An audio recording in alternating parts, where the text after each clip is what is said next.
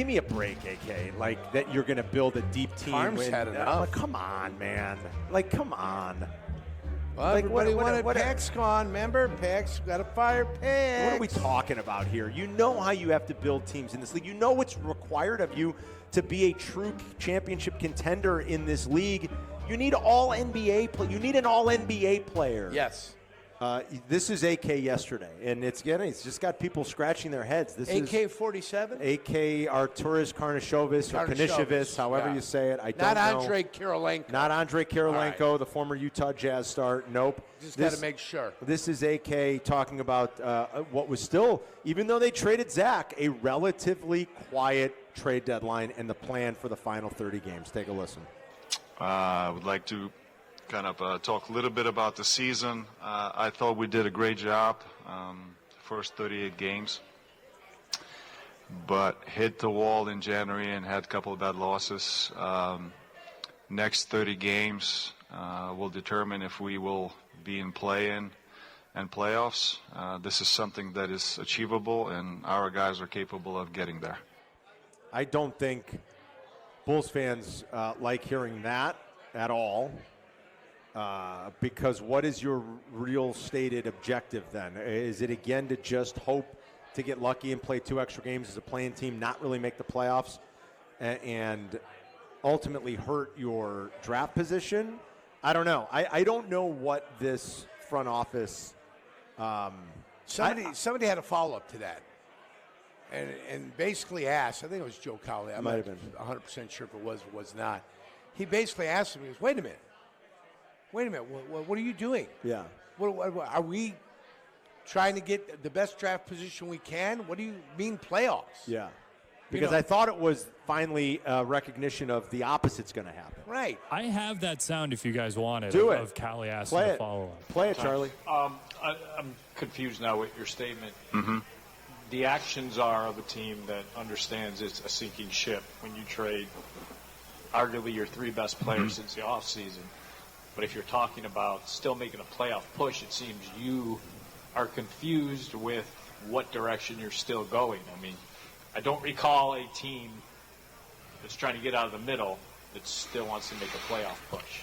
No, what I said that in our private also conversations with some of the media, that if, next 30 games we're going to be out of the play-in and out of the playoffs, we'll get a good pick. But at the same time, if we, with this young team, can make the play-in and playoffs, it's going to be, I think, it's going to be accomplishment, because if your young guys developing and translates into wins, I think there's growth.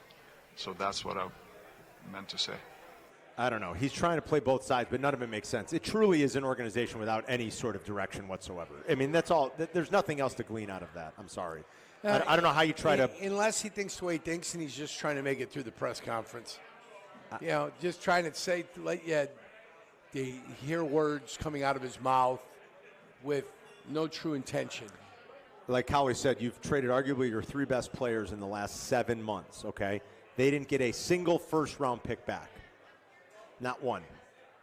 They traded Zach LaVine. They traded DeMar DeRozan. They traded Alex Caruso. They did not get a single first-round draft pick back. They got 2 second-round draft picks back, combined, total. 2 second-round draft picks for those 3 players. It seems to me, every time I look and I see an NBA trade, a first-round pick is attached to every stupid trade that happens in the NBA. Every single one of them. Every dumb, lame, washed player, young players underachieved, every dumb trade in the NBA has a first-round pick attached to it. They traded Zach LaVine, Alex Caruso, and DeMar DeRozan in the last 7 months and didn't get a single first-round draft pick. They got 2 second-round picks combined. There is, and whatever they were asking for Vooch, I don't get it. I don't get how Vooch could still be here through this deadline when it seemed like your objective was finally becoming more clear and you were pivoting into this is what we have to do and what's going to be best for the long-term health of our franchise, we have to sort of play out the next season and a half or 2 seasons, 2+ seasons this way to go through another trade deadline where you really didn't do a whole heck of a lot and you kept Vooch, where there were suitors. There were obviously teams that were interested, but somehow you couldn't strike a deal. You couldn't pull something off. You couldn't convince another team to give you a first-round pick. I don't get it. Every other GM seems to be able to do it except this regime. I do not understand it. Maybe I'm missing something that is very possible. I'm not that plugged into the NBA anymore in terms of knowing the inner workings of how these things happen. I don't cover it. I haven't for so long. I'm very far removed from it. I do not understand for the life of me how every other trade that seemingly is made has first-round picks or swaps attached to it, and the Bulls got none of that. I don't get it. You need to get it now, but you can still move Vooch in the offseason, can't you? There's still a possibility that he's gone in the offseason. I suppose. But why they'll revisit it? Why would you get more then than you would have gotten now? Right? The value of Vooch is the value of Vooch, period. Whatever the value is, it's there. Yeah, I don't know how much it changes. That's true. Even through like a great season, or not great, but I mean a very good season that he's having. Statistically, a very good season. Yeah. You know, like I hear what you're saying. That's probably not going to change all that much. And then AK talked about like landing stars versus like building a deep team. I don't know if this makes any sense either. Take a listen. Yes. And I think by getting our pick back and not to worry about where we're going to land this year, you know, there's an opportunity during the draft, you know, to land another young player and consistently, obviously, look for opportunities to get a star player.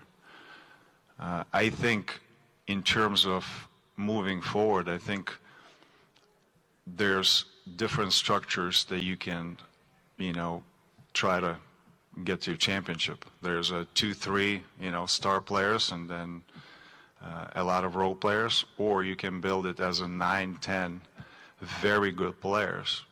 And I think now we're leaning towards to have a lot of solid good players, a 9-10 that can last through the season because, you know, there's going to be injuries and, you know, I think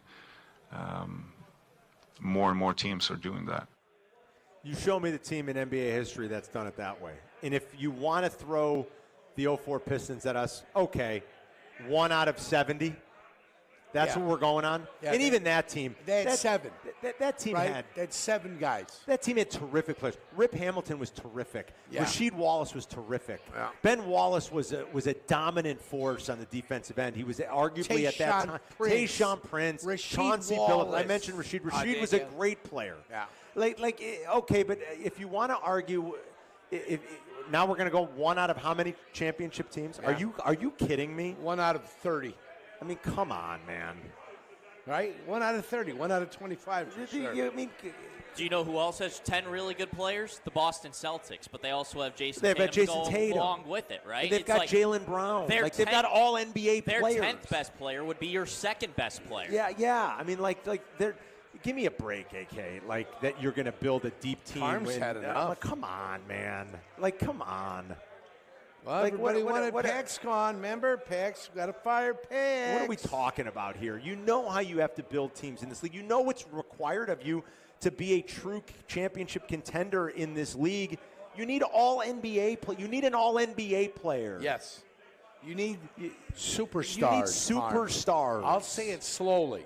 You don't need 10 good players. Stars. You don't need a bench mob. You don't need come on. It's ridiculous. To float that idea out there that people are going to buy that. Come on. It's absolutely ridiculous. He floated it as an alternative, Carl. That's silly. Good luck. It makes you laugh, doesn't it? Well, I know there's some people on the line, too. I know we got some football calls. If you have a thought on AK, if you're just – Bulls fans are getting to the point where they're tapping out. I don't know. They're the apathy, you know. It's a dirty word for sports teams, you know, when they hear the fan base has become a little apathetic. Yeah. But I don't know. That's the worst part, when they're disinterested. Yeah, if you want to sound off on it a little bit, you can. If you have any idea about what their plan is and what they really want to try to accomplish here, 312-332-3776. Is Sylvie back today, or is he still sick? I don't even know. I have not. Hopefully Sylvie's back today, and we'll talk about it in an hour at Crosstalk. Nobody has given me